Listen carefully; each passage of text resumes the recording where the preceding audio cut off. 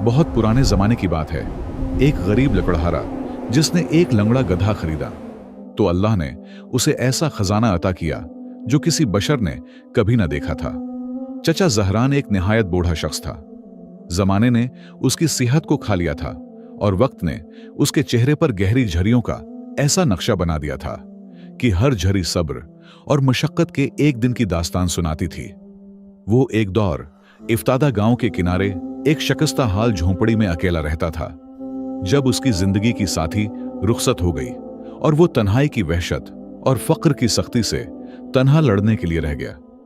दुनिया में उसके पास एक जंग, आलूद कल्हाड़ी, एक खरदरी रस्सी और एक कमजोर सा जिस्म था जो अब भारी लकड़ियों के गट्ठे उठाने के काबिल ना रहा था। दिन चचा जहरान पर बोझल गुजरते जा रहे थे और सर्दियों की सख्ती के साथ इसकी हड्डियां मजीद कमजोर हो गई थीं। वो फज्र की पहली किरणों के साथ घर से निकलता, पांव घसीटता हुआ करीबी जंगल की तरफ जाता, सूखी टहनियां जमा करता और अपनी झुकी हुई पीठ पर उठाकर बाजार ले जाता, जहां वो उन्हें चंद सकूम में बेच देता जो बामुश्किल एक सूखी रोटी खरीदने के लिए काफी होते। एक रात इसकी कमर का दर्द इस कदर बढ़ गया कि वो खड़ा भी ना हो सका। वो अपनी झोंपड़ी के अंधेरे में बैठा टूटी हुई छत को देखता रहा और दिल ही दिल में करता रहा कि वो इस तरह काम जारी नहीं रख सकता। उसे एहसास हुआ कि उसे किसी जानवर की सख्त जरूरत है, कोई भी जानवर जो उसका बोझ उठा सके और जिंदगी की सख्तियों में उसका सहारा बन सके।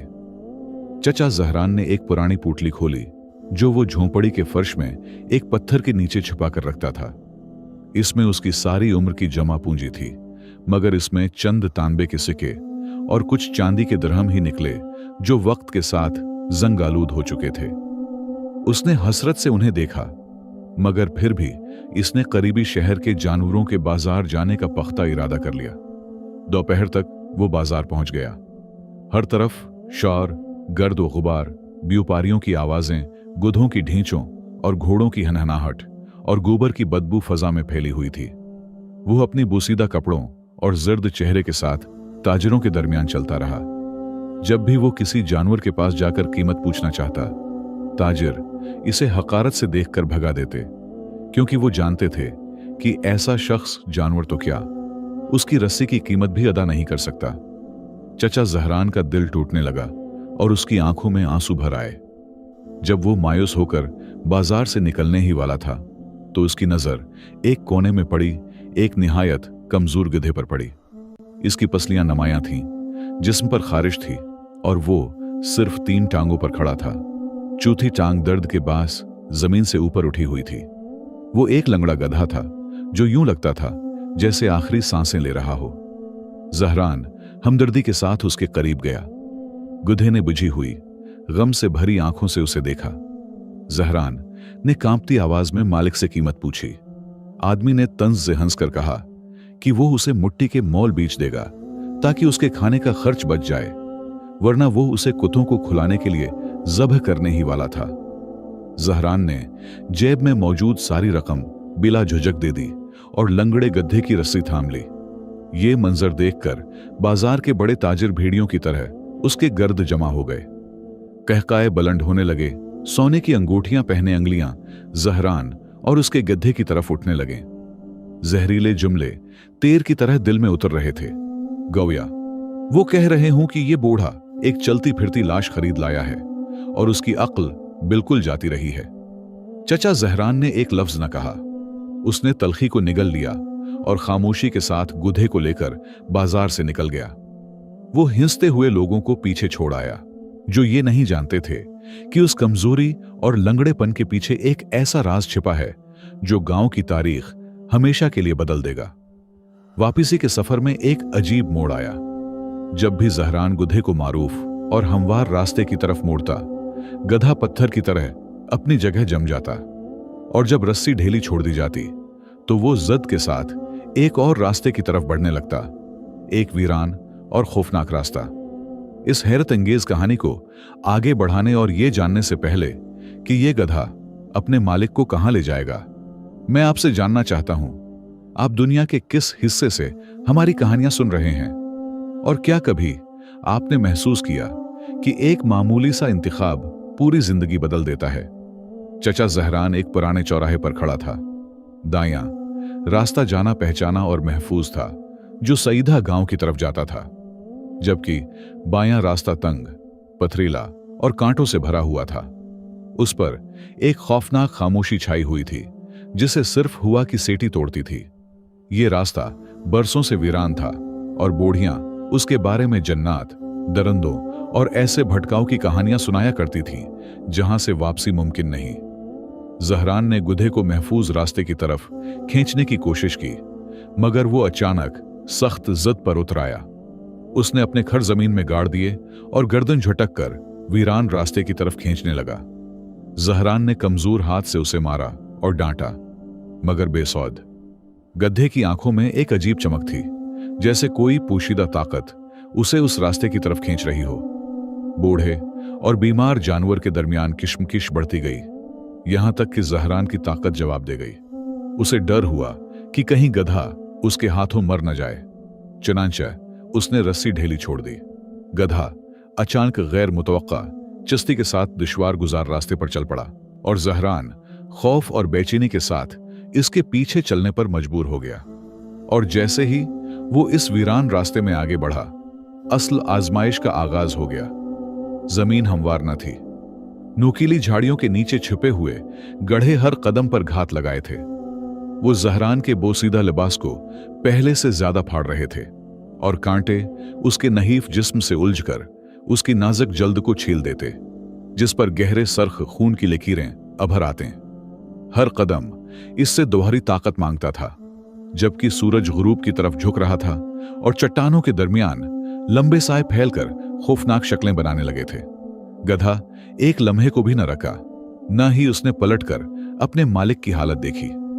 वो ऐसी फिरती से चल रहा था जो उसके बीमार जिस्म से मुताबकत नहीं रखती थी।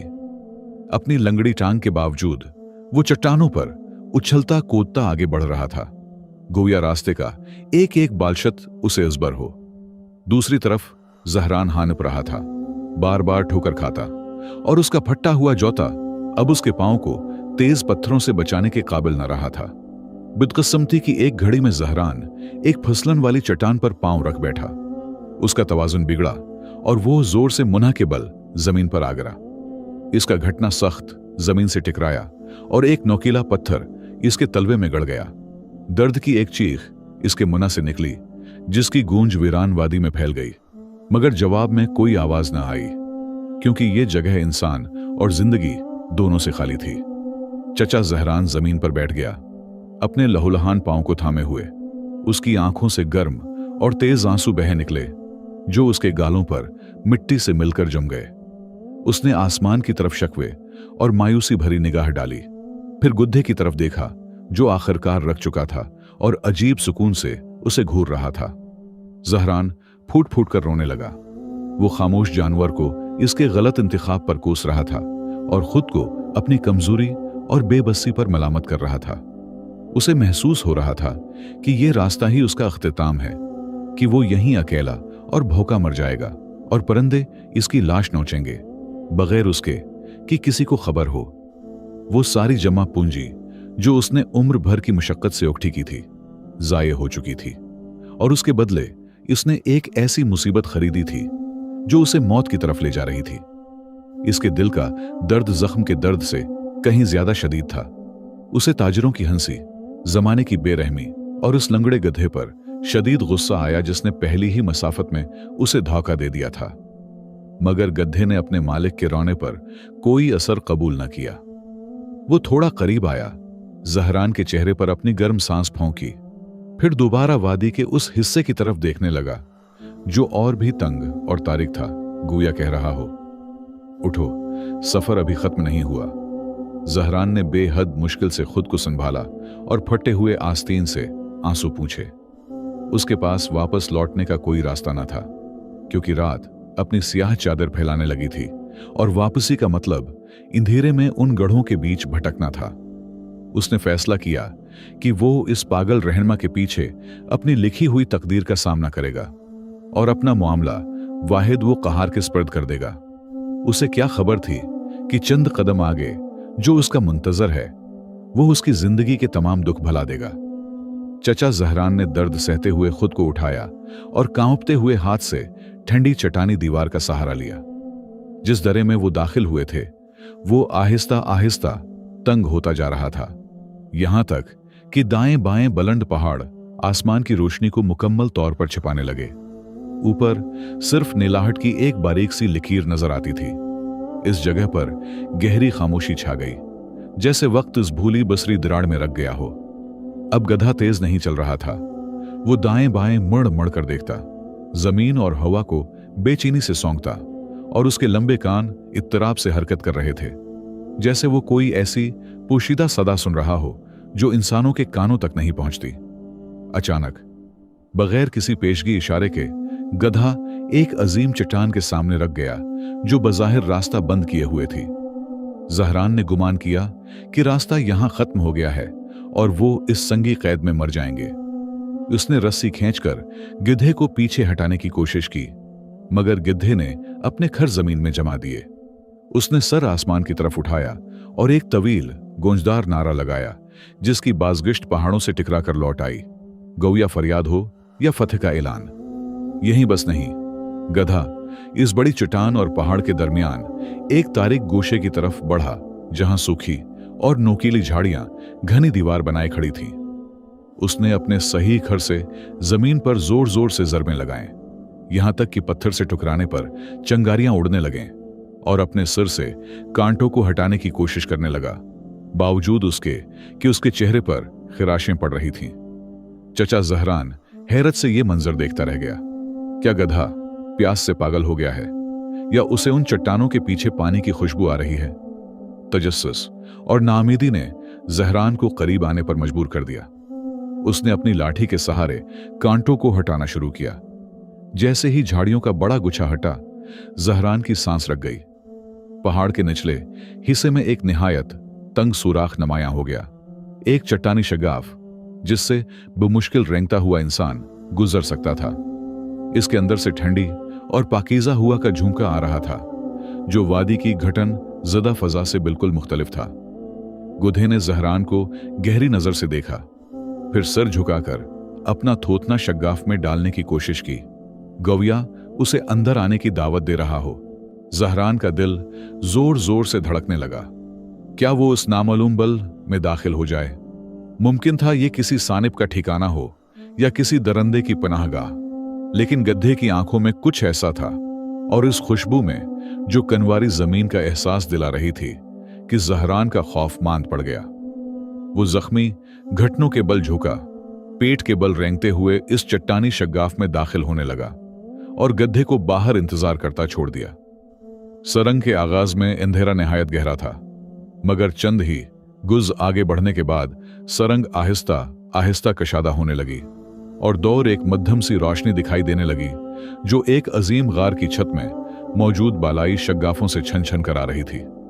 जहरान रेंगता हुआ आगे बढ़ा, यहां तक कि एक अभरी हुई चट्टान के किनारे पहुंच गया। उसने सर उठाया और वो मंजर देखा जिसने उसकी सांसें रोक दें और उसकी तकदीर हमेशा के लिए बदल दी। बूढ़े को अपनी आंखों पर यकीन न आया। उसने एक बार फिर दोबारा पलकें मिले ताकि यकीन कर सके कि वो ख्वाब नहीं देख रहा और थिकन की वजह से वहम का शिकार नहीं हुआ। वो एक छिपी हुई छोटी सी वादी के दहाने पर खड़ा था, जो हर तरफ से बुलंद बाला पहाड़ों में घरी हुई थी। गविया एक नाकाबिले तस्खीर किला हो जिसे आज तक किसी इंसान ने न देखा हो। मगर सबसे हैरत अंगेज चीज खुद वादी नहीं थी, बल्कि वो सब कुछ था जो उसके अंदर मौजूद था। वादी की दीवारें अमूदी धूप में जर्द दहकते हुए नूर से चमक रही थीं। खालिस सोने की मोटी मोटी रगें सियाह चट्टानों को चीरती हुई यूं दिखाई दे रही थीं जैसे रोशनी के मंजमत दरिया हों, और वादी की जमीन पर मुख्तलिफ जसामत के कुचे सोने के टुकड़े यूं बिखरे थे जैसे उस मकदस जगह पर आसमान से सोना बरसाया गया हो। लंगड़ा गधा उसे जमीन के खुले खजानों तक ले आया था, ऐसी जगह जहां का इल्म अगर दुनिया के सलातीन को हो जाता तो वो उसके लिए जंगें छेड़ देते। जहरान बेअख्तियार मना के बल सजदे में गिर पड़ा, मगर ये आंसू गम के न थे, बल्कि हैरत, शुक्र और खुशुआ के आंसू थे। इसी लम्हे उसने दिल की गहराई से जान लिया कि ये गधा कोई मामूली ठिकराई हुई दाबा नहीं था, बल्कि अल्लाह का भेजा हुआ वसीला था, जो उसकी उम्र भर की महरूमियों और आंसुओं का मदावा बनकर आया था। चचा जहरान सजद शक्र से उठा तो आंसू अब भी उसकी सफेद दाढ़ी को तर कर रहे थे। उसने वक्त जाया न किया, क्योंकि सूरज बुलंद पहाड़ों की चोटियों के पीछे ढलने लगा था और उसे अंधेरा छाने से पहले हर लम्हा कीमती बनाना था। उसने अपने कुंधों से वो पुराना खरदरे ओं का बना हुआ खर्ज उतारा और जमीन पर बिखरे सोने के टुकड़े समेटने लगा। इसके हाथ कांप रहे थे। ये कांप तमा की नहीं, बल्कि अताए रब्बानी की हैबत की थी। उसने वो दोनों थैले भर दिए जो वो लकड़ियां लादने के लिए गुद्दे की पेट पर रखता था। उसने छोटे और दरमियाने टुकड़े चुने जिन्हें उठाना मुमकिन था, और बड़ी बड़ी सोने की रगें चट्टानों में जमी रहने दें, इस यकीन के साथ कि जो रिज़्क़ अल्लाह ने मक़दर किया है वो महफूज ही रहेगा। उसने थैलों को उठाकर शगाफ से बाहर ले जाने की कोशिश की, मगर वो बेहद भारी थे, जिंदगी में उठाए गए किसी भी लकड़ी के बोझ से कहीं ज्यादा। हानिपते हुए पूरी जान लगाकर वो एक एक थैला घिसेटता हुआ तंग सरंग से गुजरा, यहां तक कि वादी में बाहर निकल आया, जहां लंगड़ा गधा उसका मुंतजर था।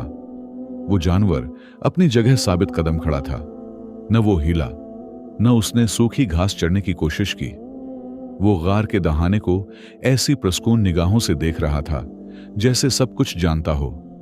जहरान ने सोने से भरे थैले गुधे की पेट पर बांध दिए और उन पर सूखी टहनियां और पुरानी घास डाल दी, ताकि वापसी के रास्ते में अगर कोई मिल भी जाए तो उनकी हकीकत पोशीदा रहे।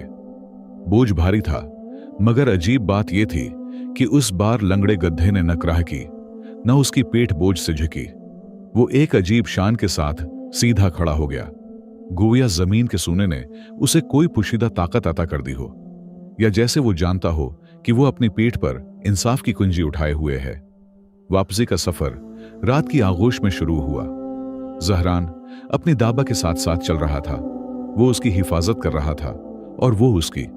वही कांटों भरा रास्ता दोबारा तय हुआ, मगर इस बार वो मुख्तसर और आसान महसूस हो रहा था। बूढ़े को न जख्मी पांव का दर्द महसूस हुआ, न सर्दी की काट। यकीन की हरारत इसके सीने को भरे हुए थी। अगली सुबह फज्र के वक्त जहरान गांव के किनारे पहुंच गया। बाजार में जिंदगी फिर से जाग चुकी थी। ताजिर अपनी दुकानें खोल रहे थे, हिंसते बोलते कल की तिजारत के किस्से दोहरा रहे थे। जहरान अपने गुद्दे को लेकर बाजार में दाखिल हुआ। वही फटे हुए कपड़े, वही बुसीदा हालत। इब्तदा में किसी ने उस पर तवज्जो न दी, मगर जब वो मैदान के वसत में पहुंचा, जहां वही बड़े ताजिर बैठे थे जिन्होंने कल उसका मजाक उड़ाया था, तो आवाजें फिर बुलंद होने लगे। एक ने तंजिया कहकहा लगाया, देखो जनाजा खरीदने वाला वापस आ गया। क्यों जहरान, कुछ कनकर उठे किए हैं हमें बेचने के लिए? सब हंस पड़े। दूसरे ने कहा, लगता है उसका लंगड़ा गधा अब सुड़ा हुआ लकड़ी का बोझ उठाने लगा है। देखो वजन से कैसे झुक रहा है। जहरान ने उनकी बातों का कोई जवाब न दिया। वो पूरे वकार के साथ बाजार के आयन वसत में रखा और उन्हें ऐसी निगाह से देखा जिसमें इज्जती नफ्स की ऐसी चमक थी कि उनकी जबानें लम्हा भर को गंग हो गईं। वो उन ताजरों में से एक के करीब गया जिसने उसे कल धत्कार दिया था और फरोख्त के लिए रखे हुए आटे के एक बड़े थैले की तरफ इशारा किया। ताजिर ने तहकीर से पूछा, कितने का? बगैर उसकी तरफ देखे ताजिर बोला, ये तुम जैसे लोगों के लिए नहीं है बूढ़े। जाओ नानबाई के हाथ से गरे हुए रोटी के टुकड़े तलाश करो। इसी लम्हे गधे ने अपने अंदाज में मुदाखलत करने का फैसला किया। उसने अपनी पेट से एक मिक्खी हटाने के लिए झटका दिया। थैले जोर से हल गए और चौंकि वो पुराने और बोसीदा थे, इसलिए अंदर भरे भारी धात के दबाव को न सह सके। एक थैले का किनारा फट गया और उसका सामान जमीन पर गिर पड़ा, ऐसी आवाज के साथ जो न लकड़ी की थी न पत्थर की, बल्कि भारी धात के टुकराने की मखसूस गूंज थी। एक बड़ी खालिस और कुची सोने की डुरली मुट्ठी के बराबर लड़कती हुई आई और ठीक उस ताजिर के पांव के नीचे जा ठहरी। फिर एक और, यहां तक कि सोने का एक छोटा सा ढेर बन गया जो सुबह की धूप में चमकने लगा। बाजार पर खौफनाक खामोशी छा गई। हरकत रख गई, चेहरे जम गए। ताजिर की आंखें फटी की फटी रह गईं। वो सूने को घूर रहा था, फिर जहरान को, फिर लंगड़े गुधे को। किसी को समझ नहीं आ रहा था कि हो क्या रहा है। क्या इस बूढ़े ने बादशाह का खजाना चरा लिया है, या जमीन ने उसके लिए अपने खजाने अगल दिए हैं? जहरान सुकून से झुका, सोने की एक डिली उठाई और जोर से ताजिर की मेज पर रखते हुए कहा, ऐसी आवाज में कि पूरा बाजार सुन ले, मैं तुम्हारी ये दुकान, उसके साथ वाली दुकान, बल्कि तुम्हारा वो एहतराम खरीदना चाहता हूं जो तुम सिर्फ पैसे के बदले देते हो। यह लम्हा महज एक फकीर की अमीरों पर फतह न था, बल्कि तकदीर का वो सख्त सबक था जो इस जालिम बाजार की तारीख में लिख दिया गया। एक ही पल में चचा जहरान एक जलेल समझे जाने वाले महताज से ताजिरों का सरदार और सबसे ज्यादा मालदार शख्स बन गया। मगर जिस दिल ने महरूमी की तलखी चुकी हो, उसमें गुरूर और सरकशी दाखिल ना हो सकी। जहरान ने सारा माल खरीद लिया, मगर उसे अपने लिए जखीरा ना किया। उसने हुक्म दिया कि सामान गांव के गरीबों, बीवाओं और महरूमों में तकसीम किया जाए। उसने मुसाफिरों और महताजों के लिए पनाहगाह बनवाई, यहां तक कि उसकी पुरानी झोंपड़ी एक याद बनकर रह गई और उसका नाम हर जबान पर दुआ बन गया। रहा लंगड़ा गधा, तो जहरान ने इसके लिए किशादा उस्तबल बनवाया, उसकी खिदमत के लिए आदमी मुकर्रर किए और उसे बेहतरीन खुराक दी। इस वसीले के एहतराम में जिसे अल्लाह ने उसकी नजात का सबब बनाया था। मगर वो ताजिर जिन्होंने उसका मजाक उड़ाया था, वो इस रात हसद और गुस्से में सो न सके। खफिया तौर पर जमा हुए और जहरान पर नजर रखने या उसके गुद्धे के कदमों के निशान ढूंढने का फैसला किया ताकि खजाने तक पहुंच सकें। अगले ही दिन वो ताकतूर घोड़ों और खच्चरों के साथ निकल पड़े। इसी दुश्वार गुजार रास्ते पर जिससे जहरान आया था, लालच में कि वो उससे कई गुना ज्यादा सोना ले आएंगे। मगर वो मौत के रास्ते पर ईमान के बगैर महज हिर्स के साथ दाखिल हुए। जो जमीन लंगड़े मुबारक गड्ढे के खरों के लिए नरम हो गई थी, वो उनके तरबियत याफ्ता घोड़ों पर सख्त हो गई। वो वादी की यकसां घाटियों में भटक गए और कभी उस चट्टानी शग्गाफ तक न पहुंच सके। अल्लाह ने उनकी बसीरत पहले छीनी, फिर बिनाई। उनके घोड़ों के पांव तेज चट्टानों में टूट गए। भेड़ियों और सांपों ने उन पर हमले किए, यहां तक कि वो कई दिन बाद गांव लौटे, फटे कपड़ों, टूटे दिलों और बर्बाद सेहत के साथ, एक ऐसे वहम के ताक़ुब में जो उनके मकदर में लिखा ही न था। और चचा जहरान बकिया उम्र एक ही बात दोहराता रहा, जो भी उससे उसके माल का राज पूछता। अल्लाह कभी कभी अपना रिज्क अपनी मखलूक के सबसे कमजोर हाथों में छिपा देता है और नजात की कुंजियां इन लोगों को दे देता है जिनका हम मजाक उड़ाते हैं। बस किसी नेकी को हकीर न जानो और यह न समझो कि रिज्क चालाकी से मिलता है। वो तो अल्लाह की तरफ से इस दिल तक पहुंचाया जाता है जो साफ हो। यहां हमारी कहानी खत्म होती है। प्यारे दोस्तों, आप मेरी वीडियो किस मुल्क से देख रहे हैं? यह कहानी आपको कैसी लगी? कमेंट में अपनी राय का इजहार जरूर कीजिएगा और हमारे चैनल को सब्सक्राइब जरूर कीजिएगा। और अगली कहानी तक खुदा हाफिज।